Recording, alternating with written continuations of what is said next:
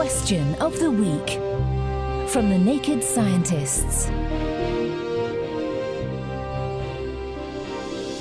Hello, I'm Hannah Critchlow and welcome to Question of the Week from the Naked Scientists.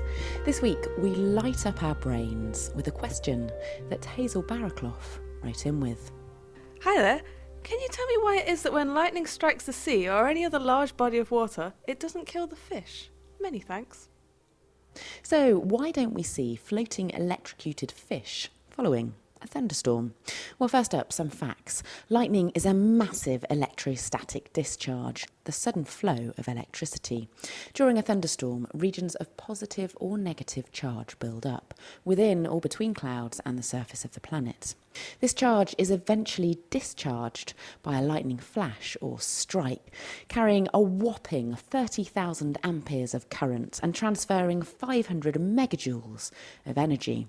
This is the equivalent energy striking in a split second as a colossal 1,400 100-watt bulbs running for an hour.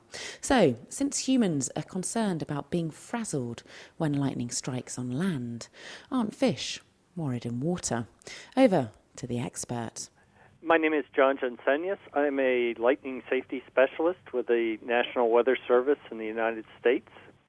That's actually a question that we get quite often. Really, when you get down to it, you have to look at what happens when a thunderstorm develops and what happens just prior to the lightning strike. There's a charge that builds up in the cloud, and there's a opposite charge that builds up on the surface of the water. So when a lightning flash occurs, the discharge discharges that charge that is built up along the surface. So the effect of the lightning is pretty much contained to the surface of the water. And in fact, the fish that are swimming below the water are safe. They're completely unaffected by the lightning. And listener Eric Sandberg agrees. So he says that the lightning electricity will mostly stay on the surface of the water, and unless the fish are quite close to the surface, they'll be fine. He also says that he thinks it's to do with the fact that the water is such a good conductor and that electricity will quickly be dispersed or spread out to the surrounding water close to the surface. Well, water is a good conductor of electricity, and that's one of the reasons that the charges can move to the surface of the water. And it is true, when lightning strikes the water, that discharge literally spreads out along the surface.